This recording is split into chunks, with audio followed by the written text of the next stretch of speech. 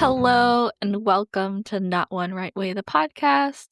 It's me, Melissa Manuel, she, her. Marv, how are you? I'm doing pretty good. Today has been weird, wild, and fun, as per usual. Um, but otherwise very good. How are you? I have been better, I guess you could say. I mean, it's been a weird, it's a weird and wild time for me too. I went to Sundance last week, and that was cool. Great experience. Saw a lot of movies. Really working on maintaining my New Year's resolution of watching 100 new movies. That really helped a lot. Okay, yeah. I forgot about that. Yeah. Um, saw some good ones, saw some weird ones, and a few bad ones. Yeah. And have you updated your letterboxd? Can I read those reviews? You can read some. I'm behind because after a certain point, I was like, I can't keep up, but I will go backtrack and fill in the ones I'm missing. It's like the second half I need to do, but you can go read my letterboxd reviews. Okay, perfect. Um, what are you watching, Marv? What have you been consuming? Um, I recently finished The Trauma Code, Mm. Korean drama, recently added to Netflix. Very good. I was talking about it with my social work friends, and I said, yeah, they work at a trauma center. And they're like, oh, what do they do at the trauma center? And I said, oh, like emergency surgeries and stuff. And they're like, what? And I was like, yeah, trauma center. It's kind of like an ER, but like more severe. And they're like, oh, Uh, I heard trauma center and immediately thought this is about deep, like intergenerational, situational, environmental traumas that these people are going on. So yeah. surgery.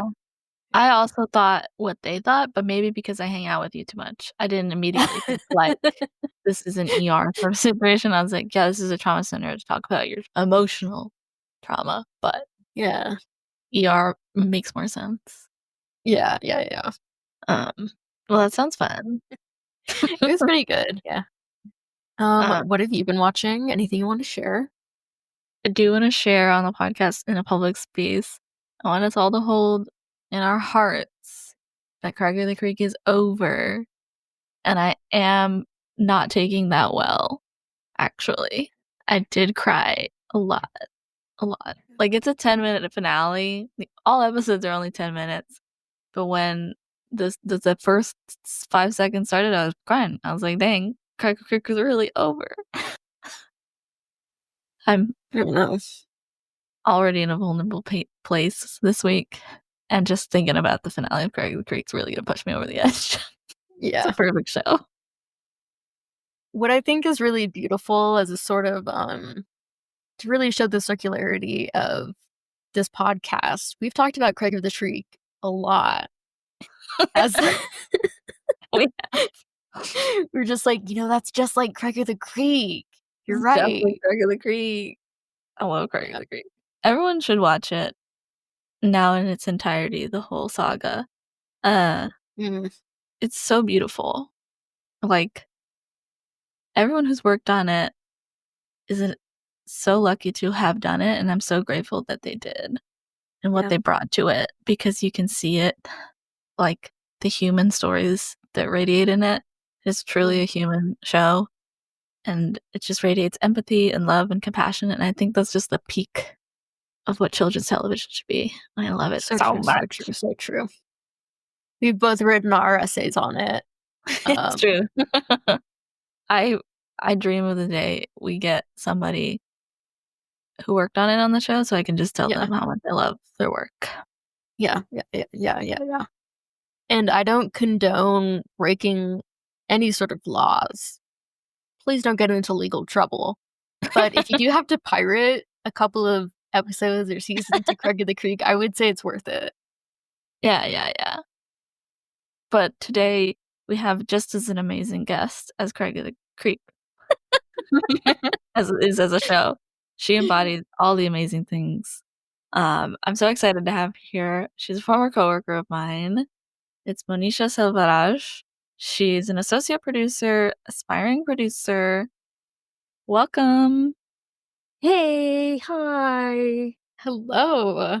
Hello, hello. I'm so excited to be here. I'm so excited to talk to both of you, share my story, and catch up. It's like I'm also excited to share what I am watching right now because I was invested in, hearing your recommendations. I don't know both the shows, but yeah, let's get to that. Okay, what are you watching? What do you wanna share? Okay. Okay, this is gonna be so interesting because I'm watching two shows right now. One with Okay. my husband, and that is Shrinking. Okay, I yeah. loved that I found that show. I'm only on the first season actually, because people kept talking about the second season, and they were like, "Wait, what? There are two seasons?" I'm gonna first catch up, right? First season is so good, and by myself, I am also watching Exo Kitty. I am not proud Oh, of this, but I'm also invested in it. So, Okay, I uh, did start the new season of XO Kitty, and I told Quinby, who was on this podcast, and she was like, "Melissa, that's embarrassing." excuse me, I'll support you. I mean, but you're watching the latest season, is it? Yeah, I just it is started the first embarrassing. one, It's but not a I good think I show. like both. It's a lighthearted show to watch, sometimes to forget about everything else, and I kind of guess what's gonna happen and all that. It's so similar to Indian drama, so I'm like, okay, I'm Mm, invested. I like it. Little bit of Delulu. Is this a Lulu? Let's do it. yeah, But Kitty is just only Delulu. God yeah. bless her. I like it. It was a good, I would say, like a difference or a break from Shrinking, which was both like yes. serious and comedy. I love the comedy aspect, but it's like they're talking and introducing so much more that I loved getting introduced to in the last 1 year, which is like the whole therapy or all the terminologies associated to it. I'm still learning, but I'm very interested to learn more. So, watching a show on that topic was just so nice. And the way it is presented, very lighthearted. I'm like, oh, people who do not know what happens in therapy, maybe go watch it. Don't watch Jason Segel's the storyline and depend on it, but Paul, the character is very good. Like Harrison Ford, his character is well written, and it's like, yeah, you could maybe just like go watch it and pick the good aspects about therapy, and maybe it'll be a good introduction into it. That's what I That's thought. a that's a Solid great rec. idea. Yeah. I'm thinking now how many times people have asked me, like, about, like, therapy terminology, and it'd be great to just send them a link. Yeah, Um, it I'll was. consider watching it. I think it'd be interesting. Yeah. Oh, yeah. I would definitely love to know your thoughts on it because related field, so much. Like I don't know. You'd have a lot of thoughts and opinions about it too. I'll be Yeah. interested to know because I think as a patient, I had a different opinion, very relatable. And Yeah. yeah. Yeah. So, Marv, speaking of Yeah. you and social work and therapy, I'm sure there's lots of overlap. Do you wanna Yeah, start yeah, yeah, yeah, with yeah, your yeah, yeah, yeah. hard-hitting question?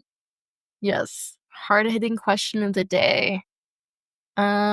What scent do you most associate with winter?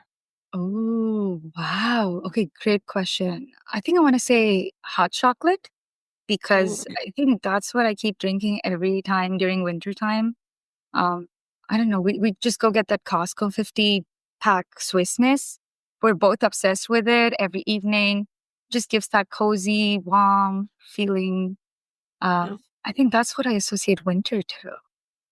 yeah. I'd want to maybe associate it with like snowflake scent, but I don't know what they smell like. Okay. That's a great point. I don't know what that would smell like, but I feel like it would be very crisp smell, like almost like fresh and light, almost like the Mhm. clean laundry smell.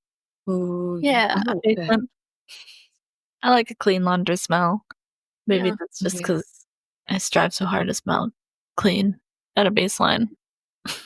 Yeah. Is that why, like, as adults, we just like leave clean laundry on the chair for whenever we get to it? It's like, I just want to keep smelling it, you know? That's definitely it. There's definitely no other reason.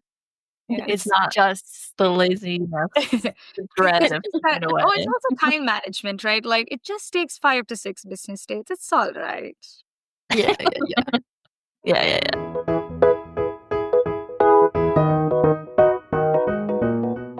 Monisha, why don't you share with the listeners a little bit about where you grew up and if you always knew you'd end up making video games? Yeah, okay, that's gonna be a story because okay, you want to know from where I grew up, how it started, how I felt there. Yes, Yes. let's get to the bottom of it.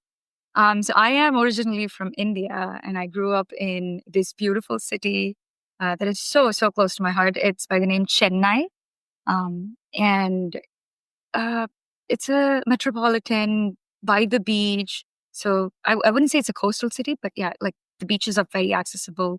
Loved being there. And I think I'd like to call myself a city bred girl. Um, and like very social, always out and about. And from a very young age, I think I always knew I wanted to do something creative all the time because I was hands on creative, arts and craftsy, like very much into different types of entertainment. And I loved watching TV all the time. I think I was into cartoon after school hours from a very young age. And because I was arts and craftsy, my parents, I guess, like noticed it, recognized it, nurtured it. So I was put into drawing classes very early on. Very vivid memory that I would like to say is my mom used to take me to drawing classes. We used to walk together to the class. It was in the evenings after school. Um, and when walking back, we would stop by like the street vendors and eat like little like sweets, like hot sweets and all that. So I think that's a memory that I recollected today when I was like thinking about the story. And I was like, okay, I was into art and drawing and creating stuff from very early on. And when I think it came to maybe like high school, I also now started like playing games. I remember being into computer, like internet games a lot. I think the computers, whenever it came, my dad had started a business at the time. And he had like like an IT business. I don't know the exact details. He was into software. So he did like have a computer cafe, and he would take me there not every now and then because he was like, it's his company, right? So Saturdays, if he's going into work for something and, he has like daughter duties. So he would take me with him and I'd be just like put onto a computer. Hey, this is internet. You can go on to Barbie.com or cartoonnetwork.com, I think. All of that, just like go in there, play a bunch of games. Because I was already obsessed with cartoons. Like I think I remember Dexter's Laboratory. Popeye was like something big favorite of mine. So I was watching all of this. So it was very easy to like get into the game version of all of this. I was like, oh, I want to know what Dexter does in his lab, and then I can move around the tiles and do creative stuff. Barbie.com was always about like, oh, dressing up is fun, just like putting pieces Yeah. together, all of it. So I think I was into entertainment always. So this was like the early computer memory, I would say. And when it came to maybe high school, I knew like academics, I was very poor at it. I was not going to do anything there, and I was not going to fare. Like, I think I wanted to become a doctor at some point. Maybe it's like that little kid, right? Oh, what do you want to become Yeah. when you grow up? And engineer or doctor was very popular in India. So I think I just picked doctor and ran with it. I loved biology. I loved drawing the diagrams of biology, stuff. So I was like, okay, I can do that. I can see myself doing stuff. But I was so bad at academics. I don't think I could have done anything science related or like, all of that deep knowledge. I don't think I could have done that. Um, like I did get deep knowledge in other things that I was interested in, but we'll get to that, right? So doctor was not gonna happen, engineer was gonna not gonna happen. So high school, I think I picked what did I do? Accountancy, commerce, and business major. I was not good at any of that either. Like I hated math with every bit of myself. I Yeah, could this podcast notoriously hates math. It's not. Okay, yay. It was just so bad. I was failing all the time. I don't even know how I like passed the important grade 12, grade 10 exams, right? The board exams and all that. Thankful for that. I got out of it. I was like, hey, I'm not going to do anything. I was really good for the number game, right? Math being numbers and accountancy being number, I was so good at accountancy. I don't know how. I think it's just the concept. I liked it. Maybe it made sense to me. But I knew I couldn't get into any mainstream, this commerce, math. I couldn't get into any of that. Both of my parents were those majors. And they wanted me to get into financial accounting, like chartered accountants. I was like, no, I'm not doing any of that. I'm going to get into something creative. So it could either be journalism, that was I was interested in at the time, and it could be visual communication. Visual communication is pretty much like bachelor's in fine arts. You learn Mhm. everything art and media entertainment related, starting from graphic designing, filmmaking, script writing, radio production, drawing, like, and then I didn't have any fine arts, like sculpting or anything, but this was just like digital related, all types of arts. So I love learning all of it through that. Oh wait, I'm chasing myself to it. That story. But okay, so when it came to selecting like major for my undergrad after is high school academic chaos and all that, um, I just wanted to pick one out of these two because these were the two streams that I was very interested in. So now comes like the brown parent trigger moment, right? Trigger warning for everybody listening to. As much Yeah. as they encouraged me and nurtured my creativity, like my dad is the person who introduced me to animation movies, like for example, 3D animated movies. I loved and fell in love with Finding Nemo, Nemo as a character. I was just fascinated by how inanimate objects could like emote and make me cry. Like I could feel what Nemo was feeling. I could feel what Marlin or Dory was talking about and saying things, right? I was invested in how people, like cool people, could come together and make all of these 3D stuff move, talk, and do whatever fantasy stuff that it has to be. I was like invested in it and I was obsessed with Pixar from then on forward. So I was thankful that my dad introduced me to animation and he said, hey, these are things that you could do too. Like, for example, you could become an animator, you can make things move and bring it to life. I was like, oh, yeah, I want to do that. So visual communication was a natural thing that I was leaning towards. But when it came to undergrad, right, my dad was like, uh, you were not allowed to do journalism because that's risky. It's scary. Like you cannot be on the field or writing about stuff or crime or whatever. I'm like, okay, fine. What am I allowed to do? Like he's like, okay, you're invested in animation. Why don't you go, study visual communication? There's so much more that you can learn, like this photography or whatever. But you just have to make sure that you can never be in front of the camera, though. Like you cannot do anything cinema related if it's in front of the camera. Uh, but animation is like the coolest alternative because you don't even have to be in the sets because cinema was just so frowned upon as much as my entire family were film fans. Like they were invested in movies. My love for films, songs, like Indian industry grew from my family. We were always listening to music at home.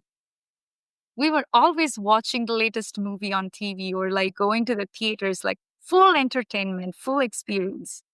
But, sorry, um, but I was like surprised to hear from him that like, hey, you can be in the industry, like you can do all of these cool things. There's opportunities, but you cannot be in front of the camera. Like you cannot be in the cinema. You cannot be doing TV, but animation is cool. You'll just be in the desk and you'll still be making cool stuff that still goes out there on big screen and your name is still going to be there. I was like, okay, I like it. It's a cool alternative, safe alternative. Okay, I'm invested. So that's when I started visual communication undergrad. But the 3 years, I loved learning whatever I could.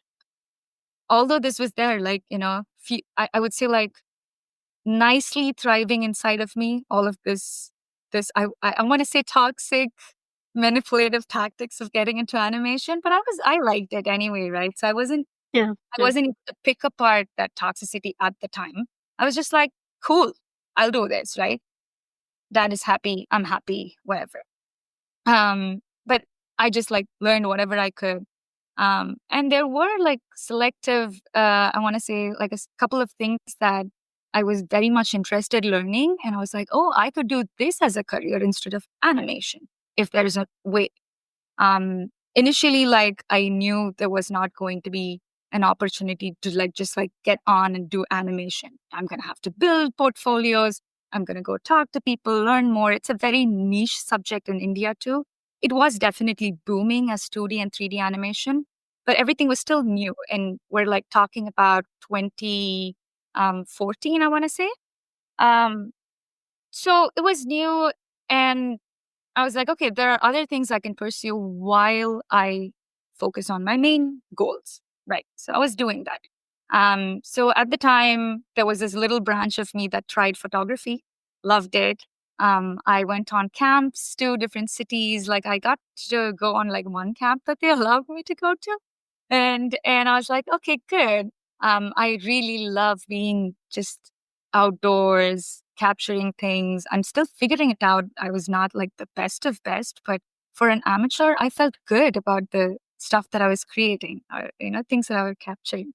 That was fun. And at some point, I was very invested in filmmaking because I loved screenwriting.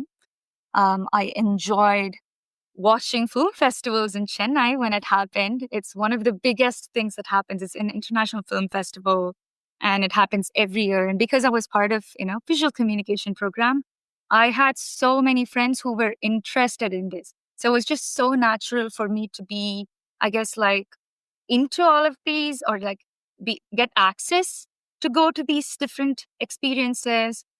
So I got to do that a ton. Loved watching international films. Loved knowing that hey, you could do all of that. And so that was one part of my life, and I think I still like kept focusing on building my portfolio. Uh, Pixar was the biggest dream, so I definitely wanted to come work on a movie like Finding Nemo someday. Still have that dream running, few like just definitely sparking inside of me somewhere. So I knew as I was learning the animation trade, I started going for extra classes outside of school hours back in India, and I started like learning 3D, Maya, any tool that I could get my hands on. That way, now I can start building portfolios to apply for schools abroad. I knew I wanted to go abroad and learn. It could have been anywhere, honestly. I knew personally working in India for 2 years right after, like I wouldn't say right after graduation. I took a break after graduating undergrad, and then I worked for 2 years in India in an animation startup. Before we get to that, um, that experience kind of taught me things that I didn't like about Indian work culture. And it Hmm. also, like, because I was learning so much more about like international media, I knew there's much more opportunities out there. Like I wanted to go to the heart of the opportunities. So it was like, okay, Hollywood, everybody's obsessed with it and makes sense. Like animation, things are flowing out of Hollywood right now, LA. So if that's where I want to be, the best way to go there is first to educate yourself. So grad school programs that specialize in animations and all that. I was researching left, right, and center. So from even starting undergrad to through my work, um, I want to say like through working in that company the first 2 years, all the time I knew I wanted to continue building the portfolio, apply for masters. I knew the masters could be anything. Like it need not be animation. I know I was invested in animation, but I wanted to be anything where I could learn, just like expand my scopes, see where I can like actually do better. Because animation was a dream, definitely. Like I was sold on it, but I don't think I was good at it.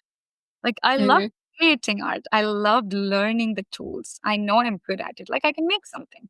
Um, but I also realized that I couldn't sit in one place and just like keep doing it to make somebody else happy. Like even my instructor who was teaching me, like I know you're evaluating me, merit system and all that, but like I am trying to learn a skill, but why is this becoming like more point system or competitive? Like that's not supposed to be the way. So I think it pressured me too much into, my head started thinking, oh, maybe you're just like not good at creating for others. You're not able to satisfy others. You can create for yourself, which is fine. Right.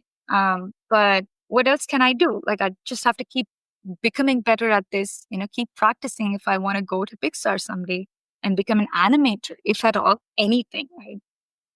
So I was like, okay, just keep practicing, keep learning and all that. But I realized animation was not going to be it because I did not have the patience. And I don't think I could sit in one place. And then like, I don't know, just being on the computer for some reason. Uh, which I think more of that I realized in my first job. So I was looking for animation opportunities still, right? Still motivated, still Delulu, whatever. uh, no, I am self-aware, but I'm still like invested in this journey. So I keep applying for different companies, and through some networking, I get this opportunity to go interview with Winformax, which is where I started my first job. So Winformax, this person, the hiring manager, had like a 4-hour interview conversation with me. It was a very lighthearted interview, but we kept talking for so long. And at the end of it, all he told me was, hey, like I'd just given, okay, for context, I'd just given my animation test and had come up. So we talked for like an hour, we took a break, we came back, talked for another hour. He gave me some like corrections. I went back, did some more corrections, came back, then another like 2 hours of conversation. He tells me, hey, like you need a lot more work in animation, but what you can do is you're good at talking, like the way this conversation flowed. I really like what, talking to you. And I think you're like very interested in this field. You want to learn more. How about you pursue something called production coordinator? Do you know this thing exists? You can be supporting artists, but while you do that, you can be like very close to them and learn from them. And I was like mind blown by that opportunity. I was like, okay, there's an option to do that. I just thought it could just only be an artist. Um, as much as I did my research, I think my research were all like very narrow because I already just was focused on one thing, animator. That said, I was like, okay, this is cool. I will continue building my portfolio, and then I will also continue learning the trade. Like I'll get to be in the industry. I'll get to see projects coming in, how they work, etc. Like hiring manager, creative heads, I'm gonna network. So let's see. Let's just see how this goes. And I started. I took that opportunity. I started, and I think that was a very good experience in so many ways.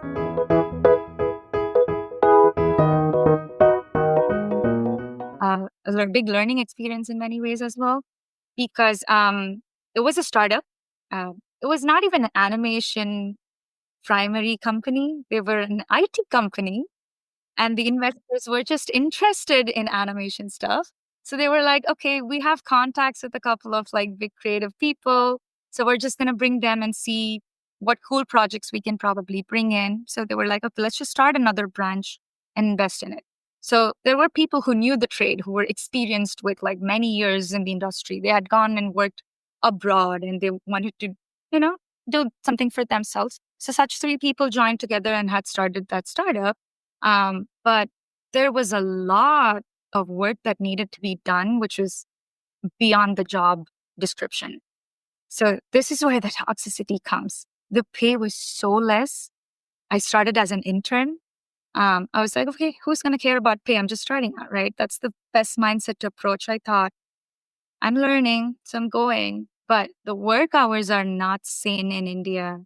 The policies, I don't even know what they are anymore. But at the time, it was just so horrible.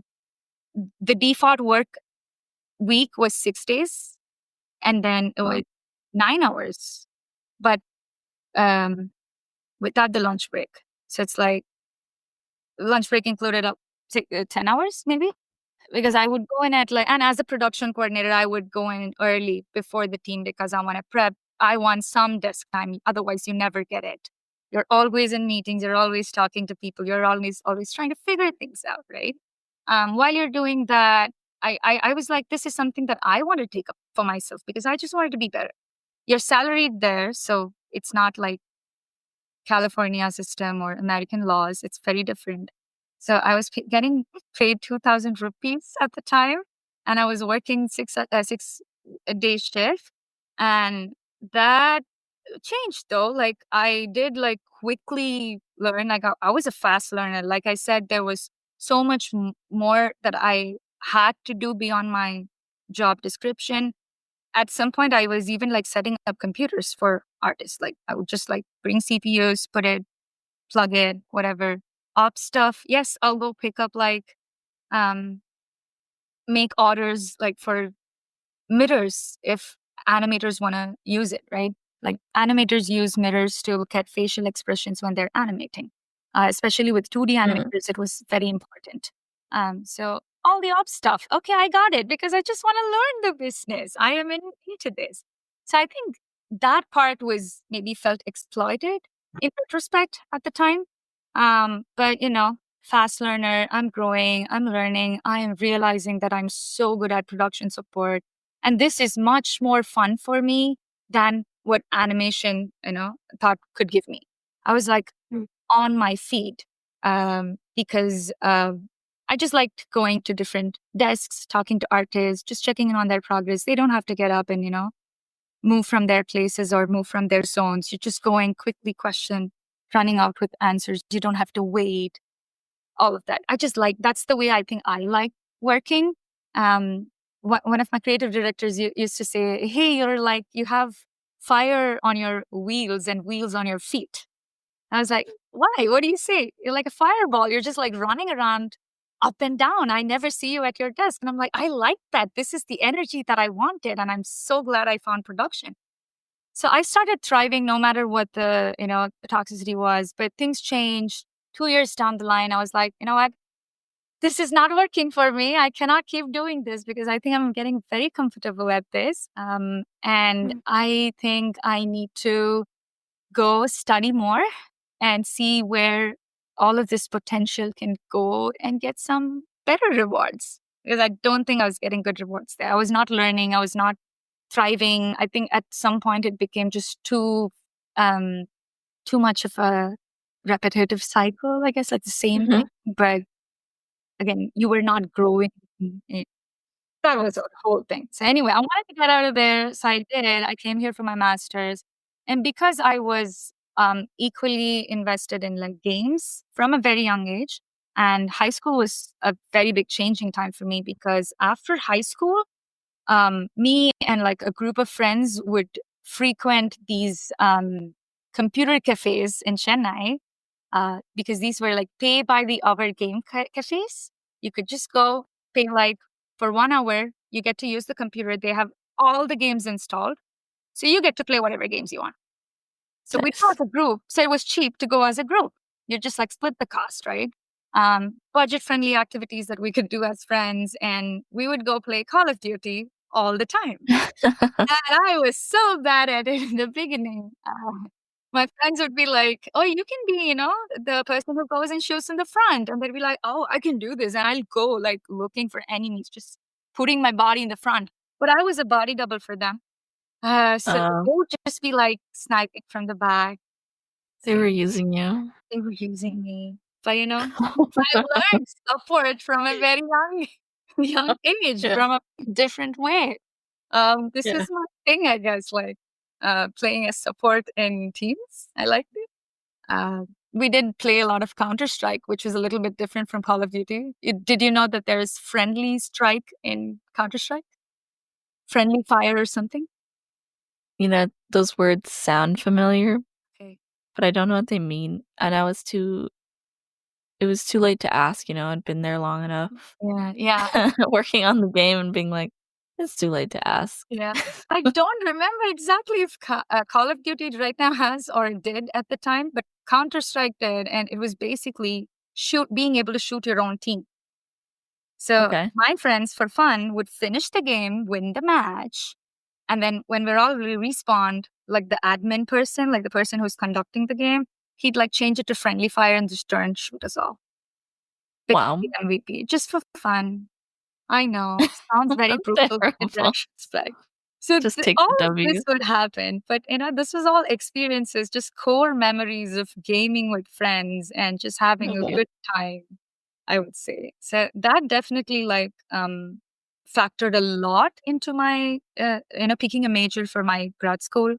I picked M10, which is media, technology, and entertainment. Again, a little bit more um, expansion or expanded way. I'm not even getting the right word here. It's like whatever I did in undergrad, but way bigger, way better, like More expanded, more whatever expanded. I think I was it going may to be. use the right word, I guess. Yeah. So that was so nice to be able to learn VR. VR was booming at the time, virtual reality. Oculus was so big at the time. Um, in fact, my final thesis project was to build a game for Oculus. I built an interactive space. It's not an entire game, but it was a playable interactive environment map for a game. And I'll get to that. That's an exciting thing to share about. Um, but it was just so nice that, oh, there are these cool things that you could learn through this program: game designing, game development, visual art for games, and VR. Let's do it. So I did. I had fun. It was a pretty, very open track. It was not a strict syllabus. People were able to experiment with the technology that they chose. You could do 2D animation projects if you wanted to. If you wanted to focus on VR and build for Oculus, you could do it. There were friends who made an entire experience for Oculus, like an interactive mobile experience. There was friends who made a game on Unity. There were friends who made on Unreal. So people were working on different things. It was just like experimental. I would say this Yeah. was more like uh, a research come development style program. Unfortunately, I think it's closed now in my school, which is sad, but it was good. It was nice for me. It worked for me. I was gonna ask, what school did you go to for grad school? Yes, I went to Florida Atlantic University. Nice. I know. And We never spoke about this. You went to Florida too, right? that's crazy. We worked together for like 2 years and I never knew you went to school or lived in Florida. I know. I did that. That's a past life that I try to forget all the time about. Maybe that's never You moved. know what? Me too. I also try to forget my past life, having grown up in Florida for most of my life. Yeah, I try to erase it. it was a bad 3 years for so many different reasons. So I try to maybe I guess I don't know, Marv will be able to get this, I guess, when I say when traumatic events try to fade out, they also take good memories with it, right? Sure. Um so I guess I chose to forget some trauma that happened in Florida, and then I lost a lot of good association with Florida. So I never spoke about it at work. And Mm. also we had to, I guess, as producers, we were always just jumping into calls, quick catch up so that we can warm up and then not Mhm. eat each other's head while we figure this out together. Right. So you're just setting up a mood for the meeting and you want to get on to the next one. So I think we were always trying to nicely catch up, comfort each other, and then go to work stuff. So maybe we never spoke about it. Yeah. Yeah, it was often like a little bit of survival mode, just being like, "How are you? How was the weekend? Crazy weather," and then business, business, business. Yeah. Um, Yeah. Yeah. so you don't really get to like, and especially being remote, it's different from in person where you can like have impromptu like deep dives into each other's lives by the water cooler, so to speak. True. Oh, yeah. Versus True. on Zoom, it's like because we have such limited time, and the Zoom call's only 30 minutes before our next 30-minute call, back to back to back. There wasn't a lot of space to like get to know each other as much. Yeah. Yeah. Yeah. Also the fact that, like you said, it was stressful. Call of Duty is not an easy game to ship, and we did too. I did too. You And definitely did too. And I think just comparatively, Vanguard, although it was new for me, I felt like it was a much more comfortable ride than Modern Warfare 3. That was much more intense as a production cycle. Um, at least in retrospect, the way I remember it, we had a lot of time to catch up and at least uh, show up for each other here and there. Like when I say a lot of time, it's not like, oh, you get 1 hour at a time. More so, more frequent meetups, ability to just take a quick tea time calls that we had, or like just have people in a video call with you, just zoned out while you're doing work. Maybe somebody's talking about something while they're doing something else too. That was at least thriving in Vanguard, but I don't remember that being able to happen as much in Modern Warfare 3 because of the scale of the project. It was much more intense. It was much more bigger, and we were expanding. Like I think the game itself was changing as as a base game. It was not like, oh, you're gonna buy a Call of Duty one Call of Duty at a time anymore. It's gonna become a whole big world on its own after Modern Warfare 3 release. After the next game. I think it was after Black Ops, a recent one, I want to say. But yeah, so it's just like you're doing so much work that this is how much time we had. And I think that was the peak time that we spent together too. So it makes sense why we were just like talking a lot of trade. We did a lot of good work together. So I appreciate that. Yeah. Great stuff. So going back to Florida Atlantic University, that was good as a course. You know what? Maybe I should take a break, take a breather. Let water say something or ask something.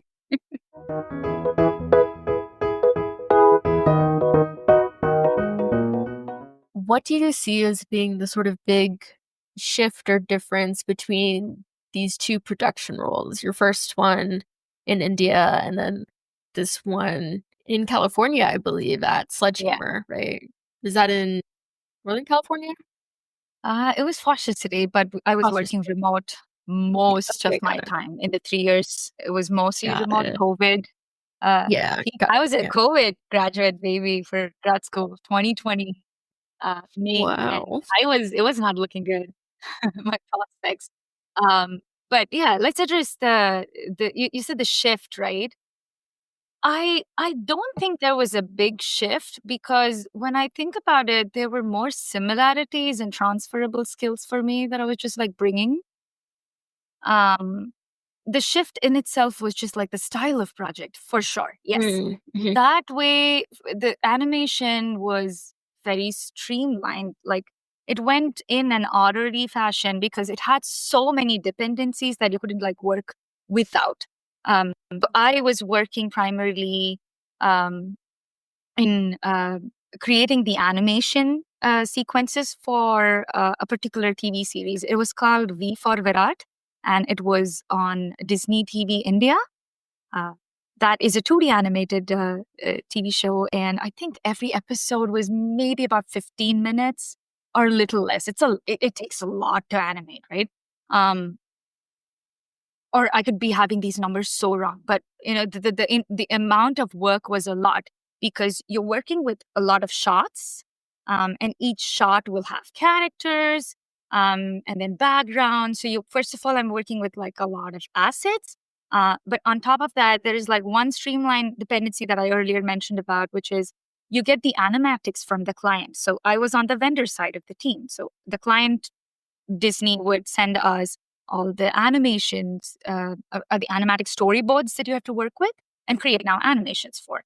And the team that I was supporting was full of like artists. There were 30 animators, 2D animators, 2 background artists, I would say, and a creative head to work through all of these. I think most of my work there was trying to get the shots cut from the animatics, working with a creative person to assign it to different animators based on their abilities, learning that part. And most of it was like asset management to make sure everything was happening in an orderly fashion. So it was like easy to learn the trade as a producer there or production support, what it meant like, because it just like kept flowing orderly. I think it's called a waterfall management. It's been a long since I did animation project management. So it's like, there you go. So waterfall management, and shifting from then to game designing is agile project management, which is all over the place. If I want to say lack of, trying for better words, but it's fast. It's changing so fast and so differently that you can't even anticipate. Like when I'm thinking about animation, it's probably things within that scene that's changing, or they're taking that scene away, or maybe adding a shot and convincing us, like, hey, make like extra stuff. Yes, I get that part. But when it's game, so many different aspects can change at the same time because different teams are working at the same time on different things. Like characters and weapons are getting built at the same time while the gameplay is happening, while the environment is getting built, and all at the same time while my department that I was working on, which is supporting the legal aspects, that was also happening at the same time. Well, it had to happen at the same time, but I think when I started, it was happening much later. So we were like backtracking.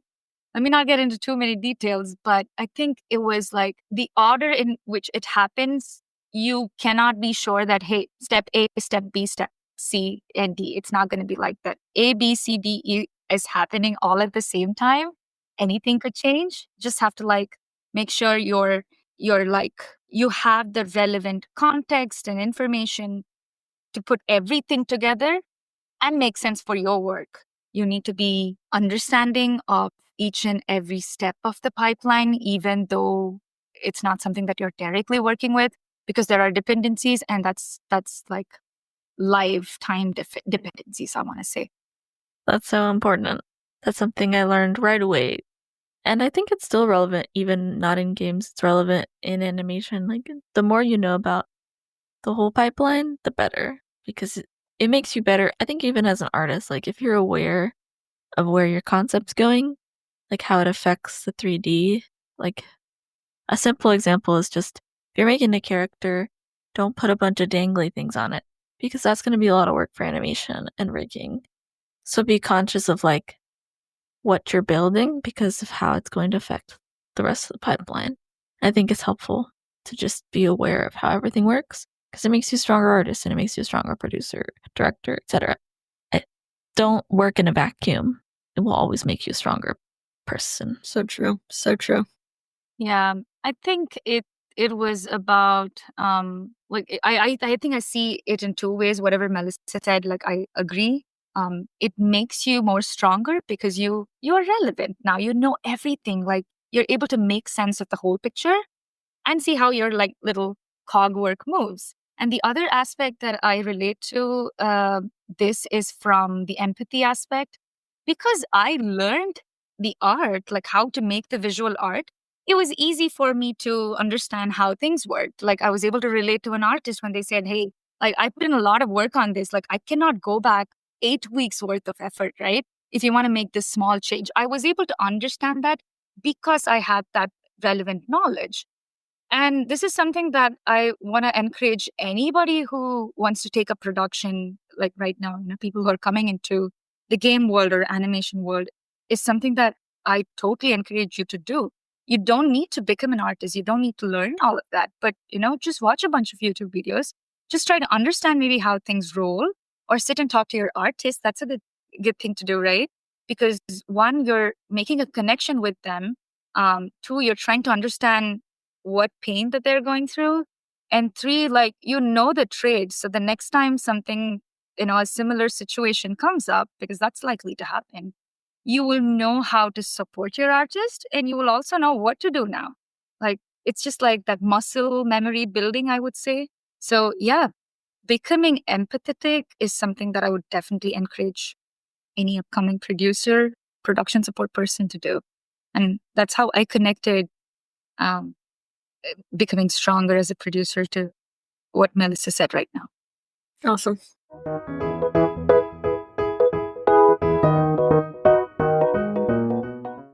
Would you want to share a little bit about your experience being someone you mentioned before we started recording, someone who works on a visa, and similar to Alex, who we had early on, got laid off? Yeah, I was looking forward to sharing about the layoff journey. Before I say anything, I want to thank you both for giving me the space to be able to do that. Because I think at some point I definitely did lose my voice. Like, because the first thing right after layoff was what crept down on me was imposter syndrome. I had put in a lot of work in the 3 years. It could be a I guess, like a brown community thing for me. Maybe the way I was conditioned growing up, I associate self-worth and productivity so much. And because I love working, I think I am a workaholic. I just like learning these things. I like trying to figure things out. And when I see me making impactful things or changes, improvements, I like it. Like I recognize it and be like, oh, I can do all of these things. So that was everything for those 3 years. Game world was new for me. I loved getting into a AAA game. I loved meeting all of those people and networking, learning from each other, collaborating. I think one great thing that I developed in the 3 years was my communication improved so much. Interpersonal communication, like talking to people, even email communication, everything. Like I learned much, much more on the job than what I learned in classroom or doing projects. And I think that does that happens to everybody. When you get there, when you're driven by passion, when you're interested in the thing that you're doing, it's not work anymore. And that's how it was for me. So 3 years of my life in Vanguard and Modern Warfare 3, amazing experience.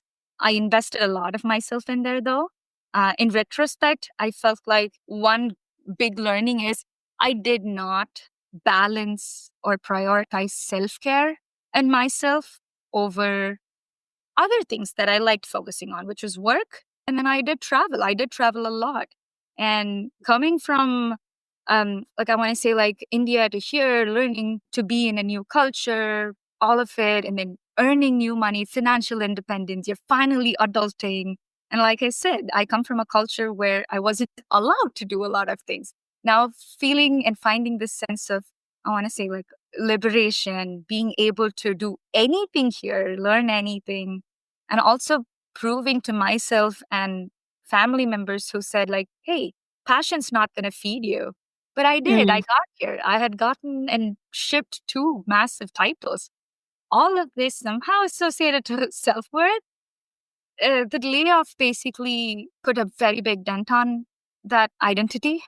So I had identity crisis. I started developing that. I had the imposter syndrome where I felt like, oh my God, what did I do then? Am I even a producer? Like, do I even know stuff? I thought I was doing cool stuff. I thought I was making impactful changes. Like, was I not valuable? Like, I thought I would be irreplaceable if I became valuable, right? Because what I did in on both the Call of Duties, I take big pride in that. I was working on a very niche area, legal and localization, and I primarily focused on legal support, which is basically making sure all the game content that you visually see, even audio, everything, all the game content is created by people. So we want to make sure that all of that content is original and your idea. And it could be inspired, but are we giving due credit to the inspiration? Things like that, right? That is what the legal team would go through reviewing this stuff. And I was supporting that. It felt like I was basically gatekeeping and protecting the game. And I was, I guess, like spreading a lot of valuable knowledge to my fellow producers. Like I did great initiatives like setting up seminars twice a year, I would say, and then extra sessions if needed for producers to get to know more about legal, why they did it, why it's needed for the game, why it's important as a release management criteria or a step, and why it should be integrated within the production process or within the art development process itself. Like I did a lot of great initiatives to spread this knowledge and, spread that importance. I did all of that and I expanded myself into even managing cosmetics for weapons. And that was so cool to take upon. So one similarity through all of this like production learning was like I am so good at managing large amount of content. If I remember, like I was thrown into a Jira query which had 17,000 tickets to deal with for legal. That is a lot of number. Melissa gets it. I don't know if Marv realizes it like this. She knows that 17,000 is a big number. Yeah, yeah. But for me, I was like, wait, are you saying that all 17,000 of these assets need to be reviewed? And my producer was like, yes, I think so. But can you go actually make sure if we actually need to put, this much effort into all 17,000 of them. And then as you go, I realized, like, I was like, oh, actually, this is not needed. Oh, this is not needed. And then, you find out. So I felt like I did a lot of self-started kind of work, problem solving, trying to find like areas in the pipeline or the process itself that can be improved. And I think I did a lot of good work here, right? So this is all in my head. And then we release the game, a massive big game, and that cannot be followed by a layoff. Who would even think of that? So I was Mhm. just like invested in my life, but I hadn't done a lot of self care. I was traveling a lot. So I think I was burnt out a lot. This is a terminology that I learned through GDC last year. And I was like, oh, I can relate to that. I think I was burnt out because I didn't know how to prioritize self care and work.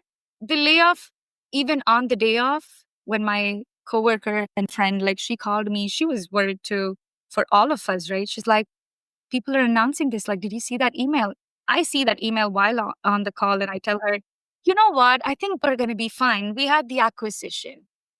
Last year should have been the layoff, if at all anything, because prior to, I want to say the game layoffs, there were a lot of tech layoffs that were happening, like back to back software. So many of my friends that I knew working in the software industry were affected.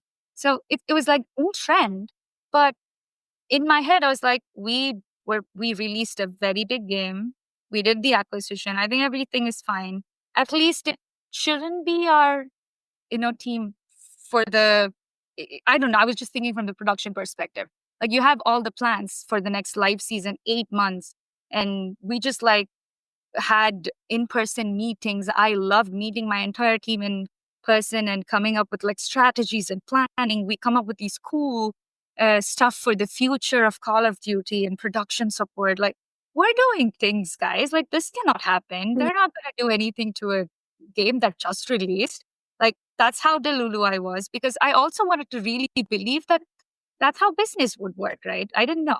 Yeah. I was giving her all the like comfort, at least I think I was doing. She was fine. She was like, okay, I think we'll be fine or whatever. And then I obviously see the meeting on my calendar and I'm like, okay, this is happening. I was fully smiling because that's how I cope. I think I was like, okay, this is happening. I don't know what I'm going to do. Because as a visa holder, 60 days is my clock, or that's basically the time of unemployment that I'm allowed in the country. After 60 days, I get kicked out.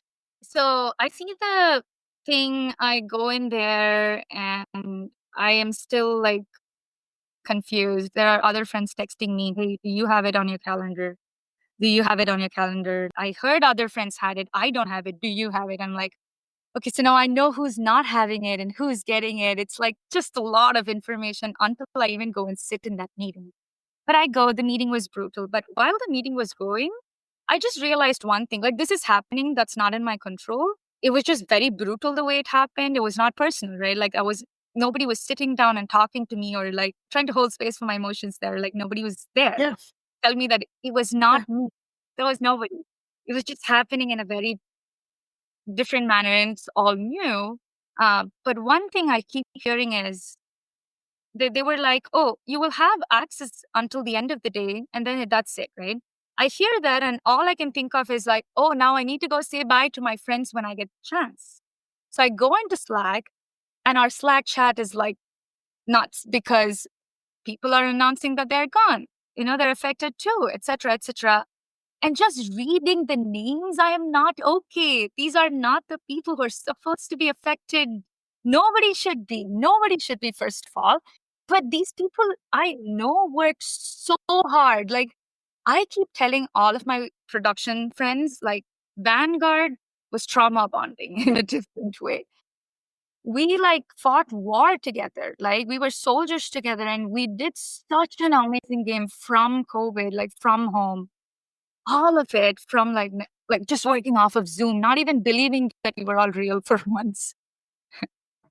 We did all of that. And I'm like not able to accept that these amazing people are gone. And I'm like also thinking, what about the people left behind? How are they going to manage? It's not just us who are affected. Yes, I get that I'm primarily affected because I don't have a job now. Like that's completely abrupt for me. But although all my other friends who have job, it's going to be different kind of emotional trauma for them because they're going to have to refigure things out and, like, first of all, miss their friends. Like so much. I didn't know who to reach out to. I didn't know who to talk to. Like, I am grateful for all of my friends who reached out, like work friends. There was a friend who just showed up at my doorstep and said, I thought you needed a friend today. I don't care about anything. Do you want to go out? I'm like, yes, let's go out. Another friend showed up and she was like, I'm going to bring you cake or ice cream. What do you want? Ice cream. Like, first of all, this treatment is new for me. Nobody talks to me that way when I'm going through something. Like, I am, as a child growing up in India, I'm used to being blamed for everything that happens to me too, even if it's not my fault. So already I'm internalizing layoff, but people were so supportive. Just that one moment in Slack to see all of those names, it was hard, but I had to say my bye, right? Like, I start typing, I'm like, hey, they got me too. I'm going and I'm gonna miss working with you so much, all of you, right? I say that and I like try to like respond to people who are reacting to it, right? Oh no, Monisha, no, not you, etc. And then some people are like responding in DMs saying, you're gonna be okay, or like, how are you feeling? They're checking it. I didn't even have time to respond to those DMs. I didn't even have time to like register who reached out to me to like check in on me, or like who, like, it was just in a flash. All I knew was like, it's happening. I am processing it. I don't know if I'm going to be able to get another job in the next 2 months. That's very tight because I know it was very hard for me to find a job in 2020, in COVID when I graduated. Like, I am so thankful for being able to network with people on LinkedIn at the time. In 2020, I'm seeing like, I think that's the way I'm going to go about this time also. But I was just like hitting up producers at the time and again during layoff, saying, hey, this is so and so. Can I pick your brains on like production stuff? I want to get there. Like, I'm trying to find jobs. And then people would be nice. I could see like people are the way to go with this. But I was just sad that I couldn't say bye to those people properly. And that was hard. Yeah, 1 year of healing was extremely hard because I think even going into the layoff, I was not okay. 2023, like I said, was very hard for me, not just the project wise, just personal growth wise, health wise was very bad. I was going through severe health issues in that year. I had 2 surgeries that year. Everything was new for me. Like, I've never had surgery before in my life, but I had two in the same year. And processing that was new. I had just gotten married in 2021, and I already had one scare in 2023 that I was going to be sent out of the country. I had like a visa uncertainty. So I was on student visa when I joined Sledgehammer. And as a student, you get to work like for up to 3 years after graduation. So I was on that 3 year track. So it was about to end, and I was scared that before the release of Modern Warfare 3 that I was going to be kicked out of the country because there's no valid visa. But I had a supportive team that was working on my visa. I was so thankful. I'm still so thankful to our COO who guided me to apply for an O1 visa, which is for special abilities in art track. And that's not like the other visas that other, some of my friends are familiarly going through, which is the H1B track. That's like a lottery based system. It's like many people apply. If you get picked, you get to actually go through with the application. But this one was different. They were submitting my essay. They were trying to tell, this officer who was going to read my essay, hey, Monisha is cool.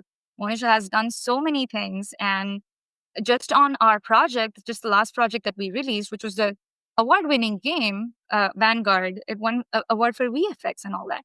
So she worked on this big project in such a niche area, and she has all of these skills. Like, we want to hire her for Modern Warfare 3. And that's how I got that piece as well. And I felt so proud of their achievement. But I couldn't even like take it in at the time because I was so scared of being, kicked out of the country because of these uncertainties. Because I sometimes feel like companies are not well informed on a couple of visas. Like, in my story, I have had to learn starting from Fort Lauderdale, like Florida Atlantic University from school to now. I have had to like self-educate myself on so many visas and share that knowledge to all the recruiters and admin people that I work with. Like half the time, it's just that unfortunate that they're maybe not informed. Maybe recruiters are not. The immigration team would be. But I don't know how the conversations go. And like, it was already horrible to get into 2024, but I was being so hopeful because I was so excited for live season, getting onto charms, camos. I was having a great time figuring that out.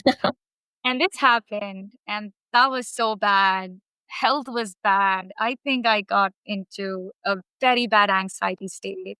I didn't get diagnosed for depression, but I did take help. I did realize that I needed to start focusing on my health. And because I already had complications from like the previous year, health complications, health was anyway my priority for 2024.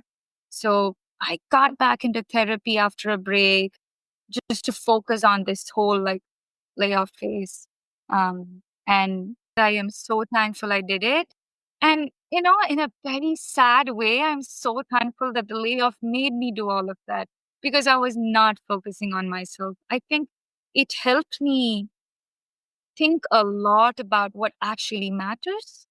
Yes, I want to still go back and work, but how do I want to work is something that I learned in that 2024.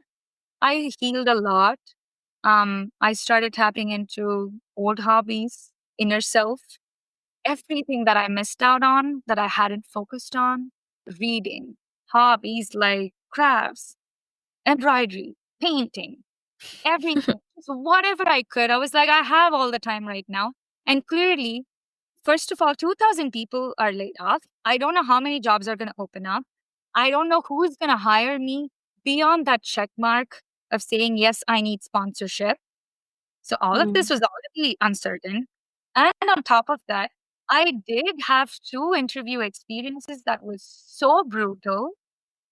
But again, I'll get to that.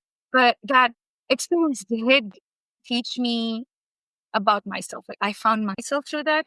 I realized, hey, next job that I'm looking for, I want to look for a team that is nurturing, that is collaborative, that wants you to grow, that has space for you to grow.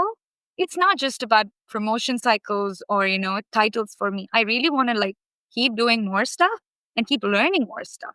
Like, is that space there? I don't know, right? Like I want that. I think I'm going to start looking for that. So in a way, I did learn a lot.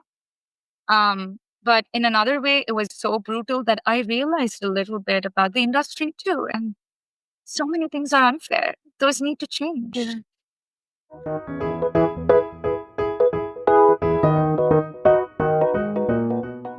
And I think that's a good segue into influencer Monisha. If you're not familiar, Marv, if you follow Monisha on Instagram, she's in her influencer era. Her Instagram reels get thousands of views. She's Insta famous. She's Yay. been doing like lifestyles, get ready with me videos, cooking. It's been a lot of fun to watch you like really embrace your inner influencer. Thank you. Thank you.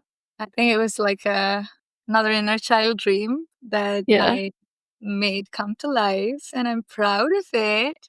It took a lot to do that as well, but I think when I started thinking of it from self-care perspective, it was so easy. I was like, it's a creative outlet.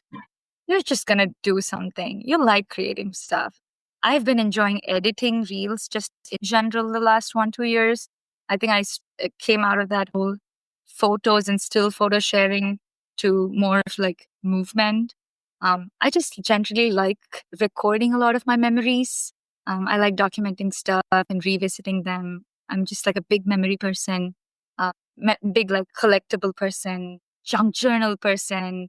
So I was like, Instagram is a really good way to start journaling, like a digital journal, maintaining it, and also sharing my thoughts and voice. Really like trying to find back that voice and create and share my love for content, whatever I feel is good, etc. And mainly, I want to find a community through this. I had a lot of trouble fitting in or trying to fit in while growing up in India. I think one thing that I now realize after 2020 for healing journey is that I got diagnosed for ADHD, and I found out that I have mild to moderate ADHD. And I started taking that with so much pride. I was like, oh my God, I'm neurospicy now. Everything makes sense to me. Why I was not able to sit to do animation for hours? It all makes sense. Why I needed variety all the time? How I am a fast learner because I could just because that's something that I'm interested in and I would pick up and then keep running with it. So like all of it made sense. And I think I want to talk about these things because Indian community don't speak about so many things like mental health or, self-care, taking time for yourself. Like these are things that I heard I learned the hard way and I want to share it. Like I want to just share it. I don't want to be private anymore. And I think it was also a little bit rebellious of me to, start that Instagram journey for my personal healing that I just wanted to find some liberating thing to do. And I was like, oh, they didn't want me in front of camera. I'm going to do that, actually. Oh, I don't that's know. I think true. it was just from there. That perspective is very healing. Yeah. And I was Very like, full I'm circle. good at it. And I just never got the chance to find out if I was when I was growing up and I wasn't interested in. Like, I've acted in a bunch of short films. I don't know if it released or, where they're on YouTube. I've done so much voiceover stuff growing up. I've done a lot of back end stuff and I've, been part of great projects, but this is something I've never got to explore. And in Instagram content sharing way, I think there's that room for me to be so many different things in that realm. I can be a cinematographer. I've been experimenting different angles or trying to find lighting, how it works. I'm learning editing. I'm learning what style of videos I want to make and what kind of content I want to share. There's so much more here. And this is the world that I wanted to get into at some point. And in a different way, maybe not cinema, but in a different way, I'm doing it. And I like that. And another full circle moment is I think I lost my voice in while I was doing radio jockey right before Sledgehammer. I lost my voice during the end of it because the way we were trying to take content was very different and was very intense. Um, and at the time, because of the work stuff, I couldn't focus and share a lot of my opinions very comfortably on radio.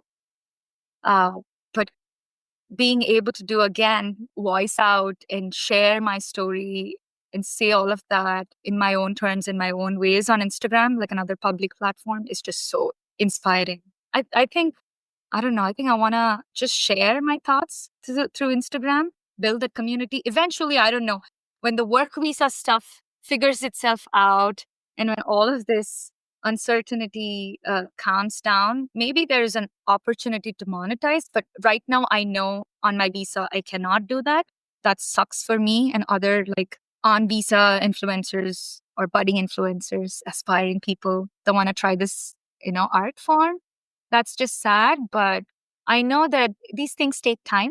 So maybe, until whenever my visa certainty becomes, or visa issues become certain, I can build my community. I can just keep sharing, build followers, and see where that goes. Yeah. It's awesome. Wow. There's so many wonderful things that you've shared, and I hope that for people listening, they can take so much away from it, from finding yourself, finding out what you want to do, to processing grief in the layoffs, and finding how to take care of yourself post becoming an influencer, if that's what you're into. Rebelling against your parents Yeah. also. But yeah, thank you so much for sharing all of that. It's been really wonderful to hear and getting to know all the different sides of you that I didn't get to when we were working together. I'm glad too. And one thing that you said there is yeah, I can be all of these things is a great realization that I had. And one, on brand to not one right way, I want to say is there's not one right thing to do either. We are all creative people. It's just that we need to, I guess, I call myself a jack of all trades. I used to feel ashamed of that growing up because I was told to not be that. Like they were like, you should be a master of one, right? I feel Yeah. like no, right now in this kind of climate, I feel like being a jack of all trades actually served me because whether to heal or to even focus on a potential secondary career, I was like, oh, influencer could be a thing. Not right now, maybe in the future, yeah, but right now, definitely want to continue production. And in that way, this is a great um, platform, which I want to thank you both for and give a shout out to you both for that you have created an opportunity for people to come share their stories, share their journey, and talk about their interest. For them to show how cool they are to interact with and to work with. And it's at the end of the day when we're all able to learn and do work, what entails as like job description on paper, all of that, we all got this. We can learn. It's all about like people we work with. So through this, I guess like so many senior producers or like, higher up people who are hiring can actually listen to the guests and be like, oh, what? I got to work with that cool person. And I think that's what I wanted out of this, like your magic dust that you gave Alex and Jonathan and so many more. I think I was hearing Cassie's episode, Cassie Hope. Hmm. That was very Yeah. interesting too, very relatable in so many ways. Like she had a very interesting journey too. Um, and from that, what I learned was, yeah, like you can do so many different things, and um, like this is a way to like put yourself out there. And I'm ready. You just have to go through So true. the So true. Hire Monisha. I'm always here to promote. Yay. Shameless. Yes. Yeah. Melissa is a producer in all aspects of her life. She's here to support the creatives. She's here to problem solve, get the work done. This is just an extension of that, surely. And It I is. love that. And I love This is that you my both are spending the time to do that. Thank you. yeah. This is my excuse to help my friends get jobs too. Be like, here's another way. Just give this to a recruiter. Be like, here's a free interview. That's what I keep saying. Yeah, I think it's very important because I don't, I don't agree with a lot of ways that the interviews are being done. Again, not one right way, guys. Interviews can also be done differently. Like, I had a lot of issues applying for jobs right after the layoff because I don't know how to beat that system, man. Like, I don't know how to beat that automated system that picks up words and keywords on my resume. So it's like, hey, I don't know where I'm at, honestly. Like, can you help me, please? Like, so Yeah. after learning all of this, I'm like, okay, until I figure that out, I also need to find another channel so that I can continue making cool games because I want to do that. I want to continue producing because I see myself as a great producer. But I also think my potential can be also expanded into other areas. Yeah, that's that I wanted to share. You are a great producer and a great person. And we're so happy that you came and chatted with us. Yeah. So much. I think I took a lot of your time. The time like ran over, but it was good. And you did it for my I really appreciated it. Yeah. And everything you had to say. Yeah. it felt important. Maybe somebody who's listening to it also has visa problems can know that they're going to be okay. There are ways to figure it out. And you know what? One other thing is, even if I get kicked out of the country, it's not the end of the world. If I can figure it out once here in a foreign land 7 years ago, I can figure it out anywhere else. Yeah, thank you. Wonderful. Wonderful. Thank you, Monisha. It was really great talking to you, and I appreciate it. Okay, well, go get some rest, and thank you so much, and I miss you. I miss you too. Talk to you later. Bye. Bye. Good night. Bye. Good night. Bye.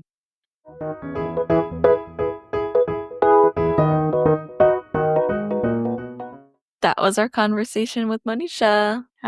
What a wonderful story. And I really love just like this recurring theme of like finding your voice and how that can be part of your job, but also can be found in so many ways outside of the work that we do. Yeah. That was something I needed to hear today. Yep. I'm definitely feeling the imposter syndrome, the needing to remind myself I more than my work, my value is not tied to my work, Yep. but still Yep. feeling really sad Yeah. in general.